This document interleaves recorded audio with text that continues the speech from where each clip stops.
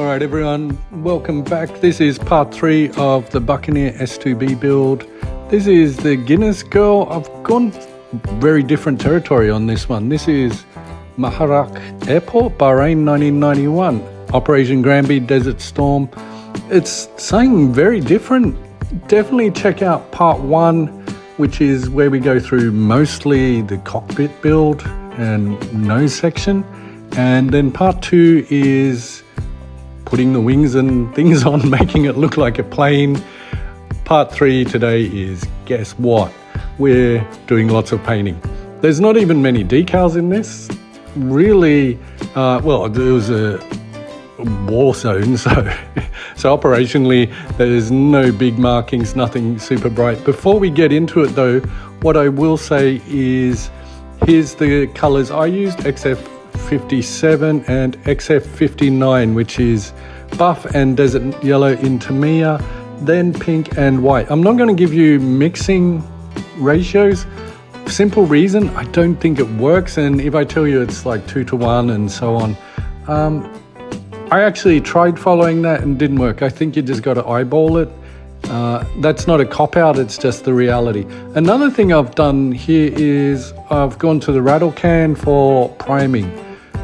In this case it was convenient, but also because it's a big plane, it just seemed easier than trying to do it with my 5mm airbrush. And in truth, there's probably no good reason to use a nice airbrush to do this sort of bulk messy work. I think this video probably gives a better idea of just the scale of this plane, which is silly to say, but I think you get what I mean. It's 148, but these are big planes in reality. So yeah, the rattle can, the good news is it made what would have probably taken me ages using my airbrush 2 minutes. The bad news is it was like a blizzard in there. My spray booth, which is generally pretty good, was having trouble. So even me in future, lesson learned, take it outside and get that done, knocked over. So this is what I was sort of getting to about the actual painting.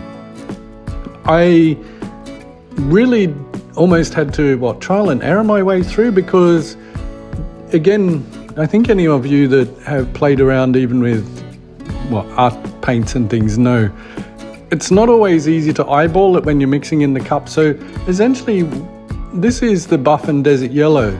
At this point it does look cool, but I don't think it's quite accurate. It's a little bit too yellow for my liking. So then what I've done is essentially come over with flat white, really just to start toning it down and add some graduation to the mix.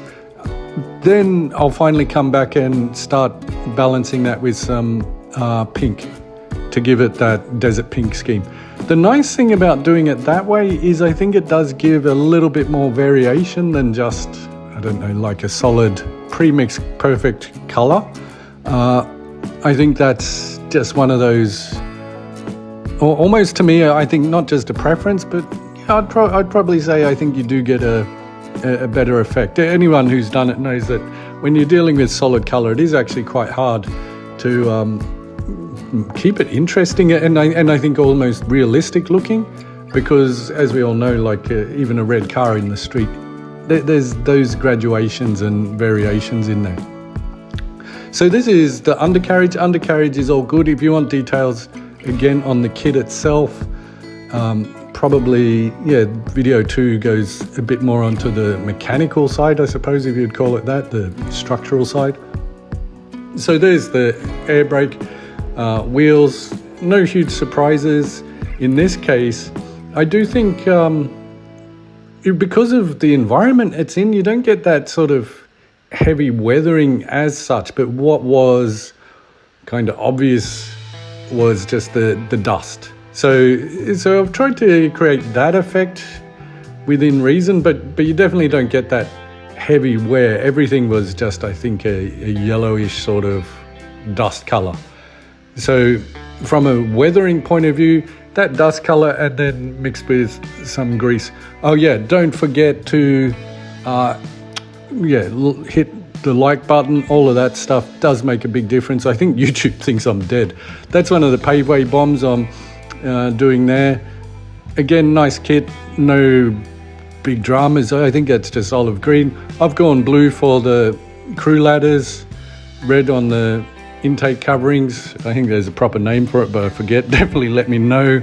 The weapons or the loadout on this, yeah, I did the paveway, they're the laser guided bombs. I think they're still used. I think they were paveway 2s and stuff like that back then.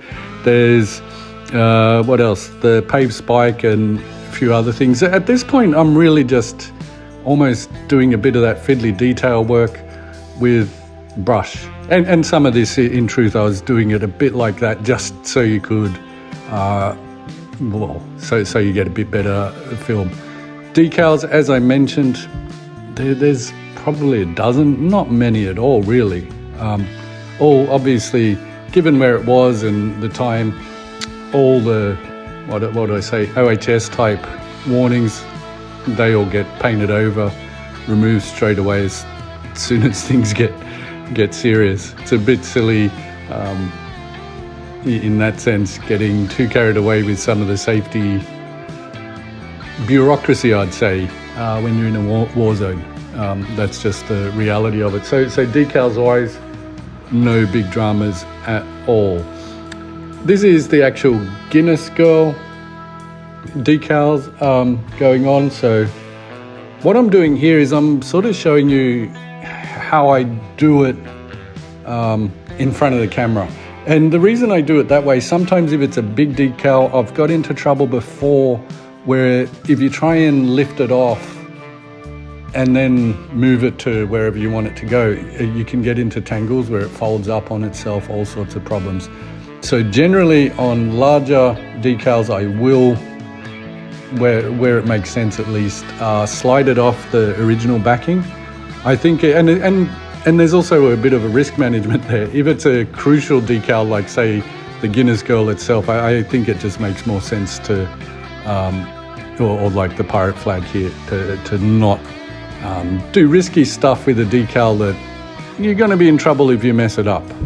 For the sake of just sliding it off compared to trying to carry it, makes sense to me to do it that way. I do use, I think it's Mr. Softener, and I will use Microsol. So I think that's what I'm doing there. Canopy, nice thing about jets is generally they're really easy, especially as you get into larger scales. In part 2, I did go through some of how I generally mask things these days. So you can see there that I do use a thin boundary tape to go through. The other big improvement I think that has made a difference to all my masking is to clear coat it once you've got the masking up. Oh yeah, so as I was saying, yeah, do subscribe, give me a comment, all that, because YouTube seems to really have it in for me. I don't know why. It's really just, I know that sounds paranoid and all of that, and I know my videos are not always the best, but yeah, it's been pretty tough going lately. It's not even recommending my videos, so I don't think they're that bad. So definitely do give me the like, subscribe, all of that, because that's the way YouTube knows that people actually do want to watch the channel, and that's why any YouTube people you come across, you'll see that they do nag about that. It does make a big difference. So as I said, this is where I'm on to the light weathering. I'm just using what would I say, the out of the bottle Tamiya brown here. It's just one of those nice easy go-to ones. I do have oils and all of that there, but for something like this, what I was trying to do is just show that usage. So, and I did look at some reference photos and so on from the time. Definitely, like on those moving or articulated surfaces, you do get oil leaks and just rubbing and so on, so try and model that. I did do the engine open. Again, you can see that in the earlier builds, part 2. I'm not sure if there should be a strut. The instructions I don't think had one.